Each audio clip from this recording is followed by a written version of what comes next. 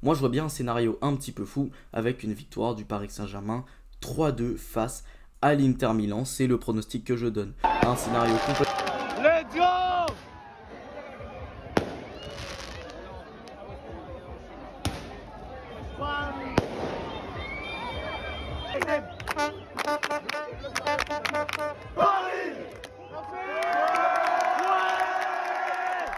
J'avais pas le bon score, mais j'avais le vainqueur.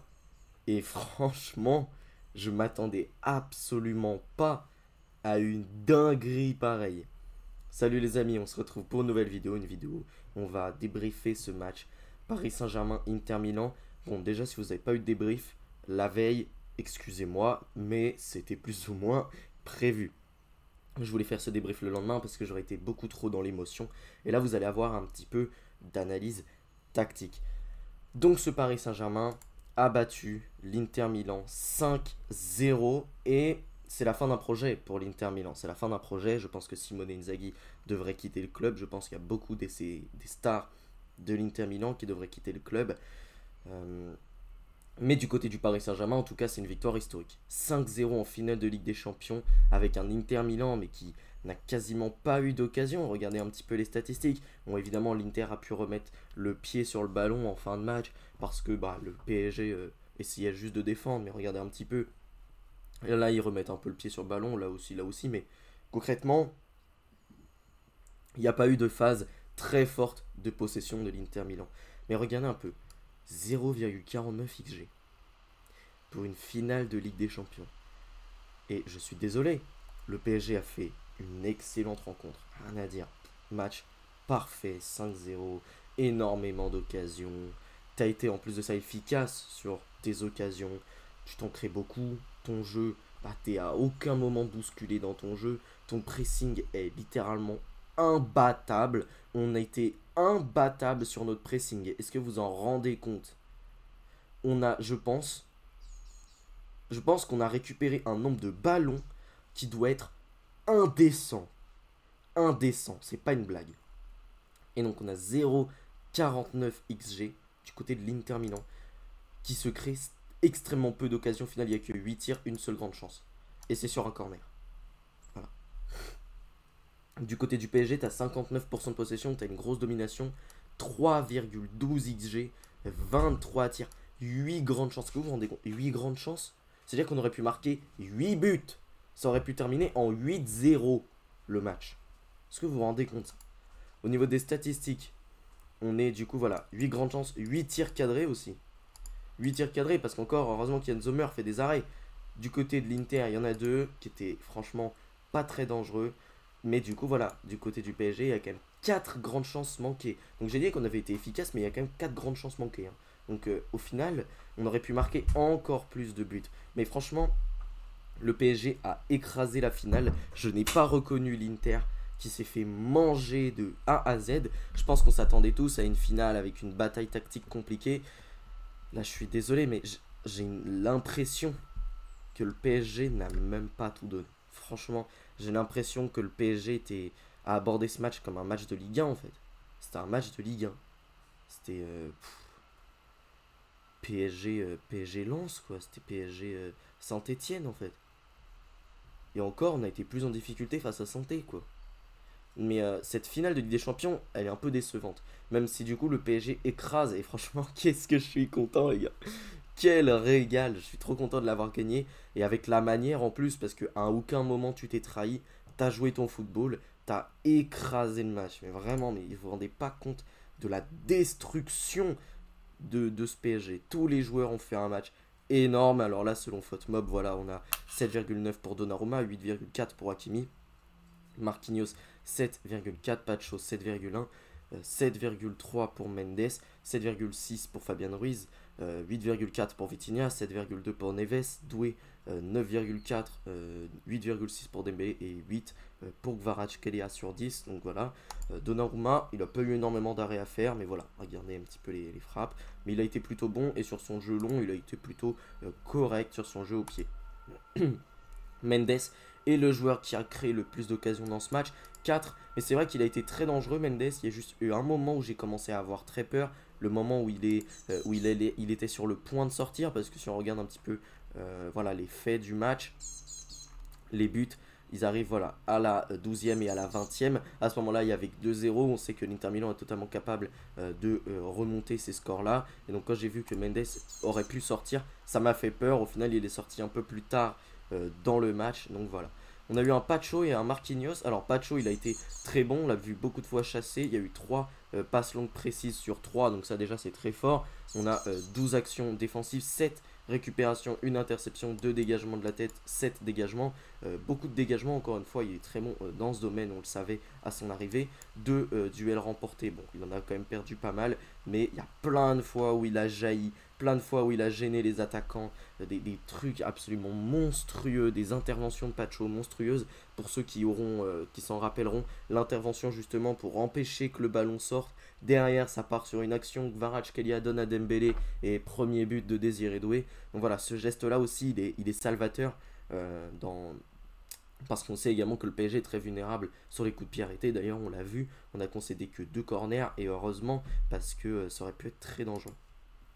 Marquinhos 7,4, pareil, a beaucoup chassé, est sorti assez haut. À la relance, a été très précis, 6 passes longues réussies, 3 passes dans le dernier tiers, 2 touches dans la surface adverse. Il a été très bon. Un blocage, 8 dégagements de la tête, 2 dégagements, 8 dégagements, 2 dégagements de la tête, 10 actions défensives et 5 récupérations. Énorme. Duel remporté, 5. Il n'y a que 2 duels aériens qu'il a perdu, mais voilà, globalement, c'est un excellent match de Marquinhos et de la charnière centrale qui n'a pas été tellement mise en danger, mais lorsqu'il a fallu défendre, ils ont été très bons. On a Achraf Hakimi 8,4. Alors voilà, nombre de tirs 2. Il a apporté énormément de danger. En plus, il y a son but. Donc voilà, il a prouvé que c'était l'un des meilleurs joueurs du monde. Hein, pas seulement le meilleur arrière droit du monde, l'un des meilleurs joueurs du monde. 2 occasions créées. Un tir cadré, 3 touches dans la surface adverse, 93 ballons touchés, 5 passes dans le dernier tiers. Il a été encore une fois décisif dans cette finale. Un tacle réussi, 6 actions défensives, 4 récupérations. 5 duels remportés, franchement il s'est fait prendre pas tant de fois en vrai. Hakimi s'est plutôt passé côté gauche lorsqu'il y a eu des occasions, mais globalement Mendes a été plutôt bon sur son match, même défensivement. Offensivement on avait vu qu'il avait apporté, mais défensivement je ne sais pas trop montrer ses stats, mais il a été plutôt en réussite, donc voilà. Au milieu de terrain, on avait un Fabien Ruiz qui était absolument partout, qui a participé à énormément de récupérations, qui a en plus de ça créé beaucoup d'occasions. Il a été à l'origine de beaucoup de dangers. 3 occasions créées, 65 ballons touchés, 2 touches dans la surface adverse, 6 passes dans le dernier tiers, 2 passes précises énormes, 2 récupérations, une action défensive, une interception. Je l'ai vu beaucoup faire des actions de pressing, récupérer des ballons qui traînaient un petit peu. Il a été très bon, il a remporté 3 duels également. Que dire de Fabien Ruiz qui fait encore une fois un énorme match, mais vraiment une énorme prestation. Et franchement, lui, il est vraiment dans son arc rédemption avec le Paris Saint-Germain parce que ce qu'il a fait hier soir, c'était encore une fois la folie. Vitinha 8,4, il a envoyé une passe décisive pour Désiré Doué. Il envoie ce ballon absolument monstrueux entre les lignes pour aller chercher la petite profondeur donnée à Désiré Doué qui centre pour Hakimi. Ça, c'était magnifique, cette passe-là, elle est sensationnelle. C'est le joueur qui a réussi le plus de passes, 72. Bon, il ne battra pas le record de Xavi, hein, si je ne me trompe pas, parce que Xavi, c'était 1299. Et là, du coup, Vitinha, je crois qu'il était à 1222. Donc, ça fait 1294. Il était pas loin, il était à 6 passes près de battre le record de Xavi. Mais voilà, c'est un très bon match de Vitinha qui a été vraiment le maestro de cette équipe. Il a donné plein de ballons, il a plein de fois contrôlé le tempo. Quand il a fallu chercher des passes un peu plus compliquées, un peu plus risquées, il l'a fait. Il a été excellent pendant tout le match, ultra dominant dans ce milieu de l'Inter.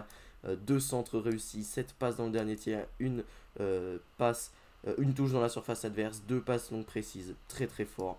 Et en plus de ça, défensivement, quelle activité au pressing notamment, 2 dégagements, un tacle réussi, un dégagement de la tête, une interception, 5 actions défensives, 2 récupérations énormes, 2 duels remportés, un seul perdu. Bon, c'était un duel aérien, mais il a quand même dégagé quelques ballons de la tête, donc c'est très bien.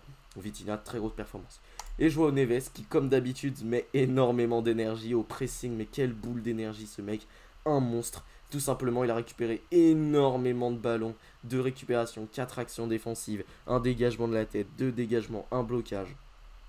Il a encore une fois remporté des duels, dont un aérien. Très très bon, il a apporté un petit peu offensivement, apporté quelques fois la balle. Bon, ça a été plutôt Vitinha et Fabien Ruiz dans ce rôle, mais n'empêche que João Neves fait une très belle finale. On va passer au Golden Boy, parce que c'est assuré qu'il va le gagner maintenant, avec la performance qu'il a faite. Désiré Doué. Quel monstre. Quel monstre. Minute jouée 67, 2 buts, une passe décisive. Je pense que c'était le joueur le plus dangereux hier soir. 3 occasions créées, enfin c'est monstrueux. 3 tirs cadrés, 40 ballons touchés, 5 touches dans la surface adverse, 1 dribble réussi, 4 passes dans le dernier tir, 1 centre réussi. Il a quasiment réussi tout. Il a quasiment tout réussi. Est-ce que vous vous rendez compte? Le mec a quasiment tout réussi. Il aurait pu marquer un triplé en finale de Ligue des Champions. 3 récupérations, 4 actions défensives, 1 interception, 1 tacle réussi. Moi, je vous donnerai mes notes, mais sachez-le. Enfin, franchement. Alors, il y a eu quelques petites choses qui ont été ratées, mais concrètement, ça, c'est une performance 10 sur 10. Ça, c'est une performance 10 sur 10. Non seulement il a été excellent dans le jeu, mais en plus de ça, il est décisif. Il est monstrueux. Il est monstrueux. Enfin, c'est son match, je ne m'en remets pas. Et il y a un match également duquel je ne me remets pas. C'est Dembélé, parce qu'on va pas en parler, parce qu'il n'a pas marqué, mais il a été monstrueux. Il a énormément décroché. Il a apporté énormément de danger. Alors, Di Marco, il a été mis en difficulté par Doué, mais également par Dembélé, qui lui a fait une drill, mais tout le match. Di Marco, il s'est fait détruire par Dembélé. Dembélé, il a été absolument monstrueux sur le deuxième but. Sur le but de Doué, il envoie un centre, mais lumineux quoi. Et la passe qu'il envoie à Kvaratskhelia aussi pour son but, elle est sensationnelle. Le gars, il a décroché de partout, il a aidé à la construction. 3 occasions créées, voilà, il a créé beaucoup de jeux.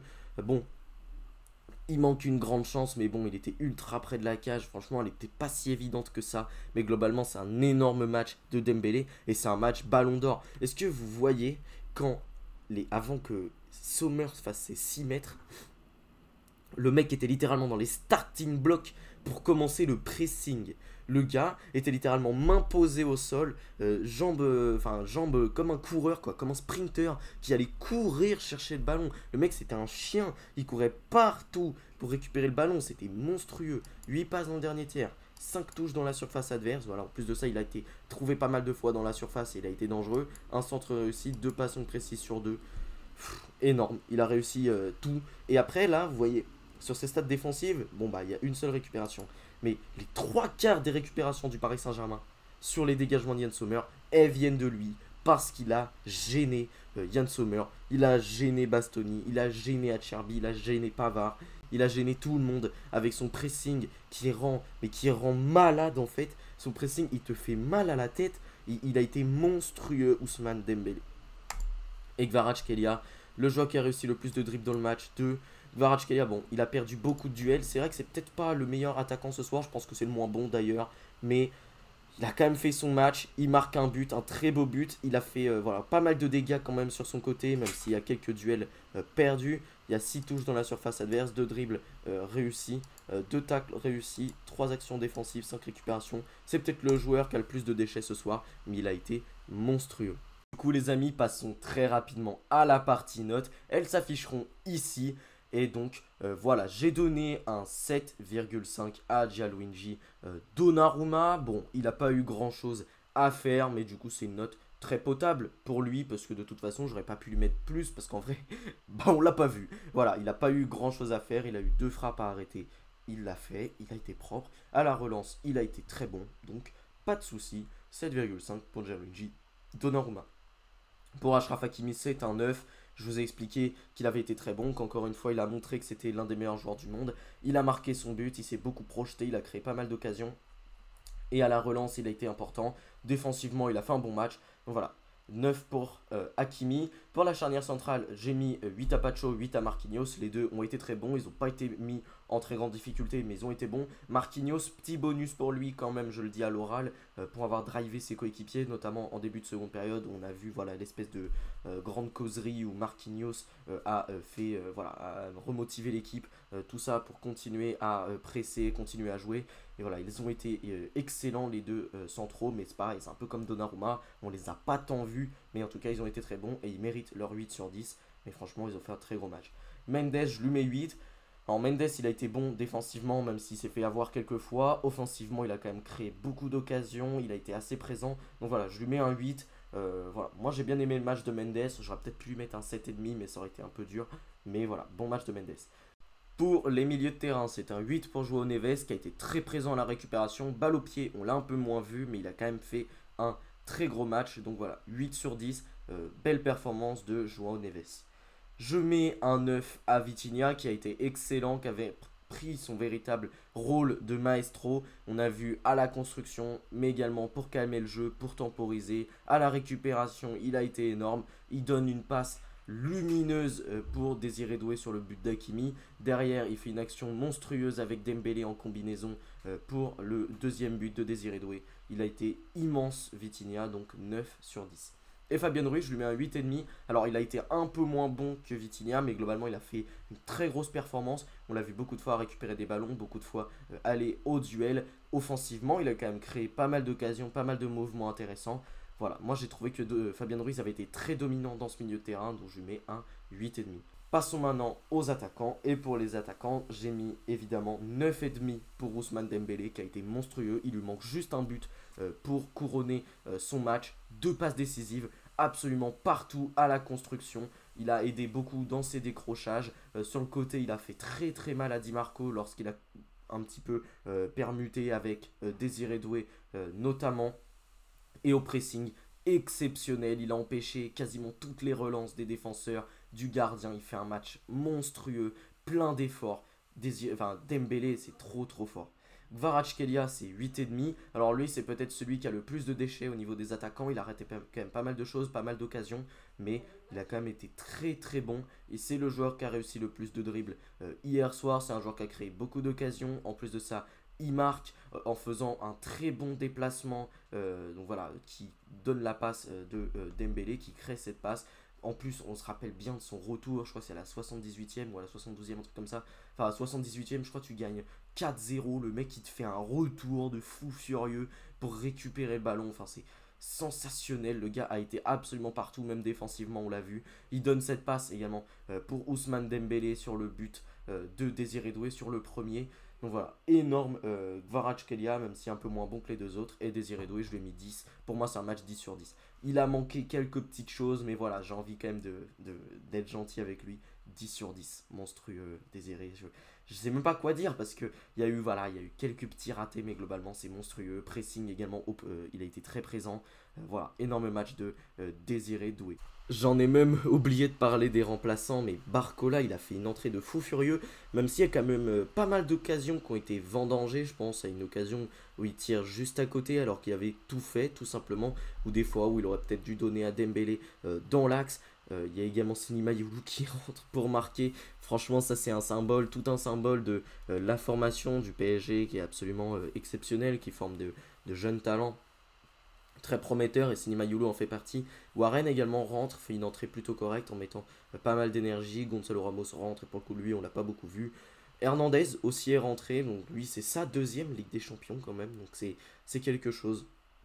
Et voilà, du coup les entrants du côté du Paris Saint-Germain ont tous apporté quelque chose et Barcola a fait une entrée mais vraiment le gars, il allait à une vitesse phénoménale. J'avais l'impression qu'il n'y avait rien qui pouvait l'arrêter. Et il donne cette passe décisive pour Seny Mayulu où justement, il attend bien, il pose un petit peu l'action. Hein. On voit qu'il se pose un petit peu sur ses appuis. Il voit un appel de Seny Mayulu, il sert Mayulu, frappe, but, poteau rentrant. Enfin, c'est des trucs de malade. Donc voilà pour ce qui était des remplaçants. Bon bah voilà, la vidéo est terminée les amis, j'espère qu'elle vous aura plu. Si c'est le cas, n'hésitez pas à la liker, à la commenter, mais surtout à vous abonner à la chaîne. C'est la meilleure chose que vous pouvez faire pour me soutenir. Évidemment, toute la semaine, vous aurez du contenu. Je pense qu'il y aura peut-être un débrief à froid, encore plus à froid. Mais je pense déjà qu'il y aura des mercatos idéaux, que ce soit de l'Inter Milan, du Paris Saint-Germain, ça je vous l'avais promis. Mais également de Chelsea, oui ça aussi je vous l'avais promis. Bon, c'est pas lié à ça, mais voilà, il y aura un mercato de Chelsea, ça c'est promis. Donc voilà, pour vous régaler toute la semaine. On va évidemment parler également des actus mercato du Paris Saint-Germain. On sait que le PSG a été associé à Mastantuono, on en parlera dans la semaine. Donc voilà, là vous allez avoir du beau contenu football. Du coup voilà les amis, j'espère que cette vidéo vous a plu. Si c'est le cas, n'hésitez pas à la récompenser d'un petit like, d'un petit commentaire pour m'aider au référencement. Mais surtout, abonnez-vous à la chaîne, c'est la meilleure chose que vous pouvez faire pour me soutenir. Sur ce, salut les amis, à la prochaine et on va vivre un bel été. Ciao.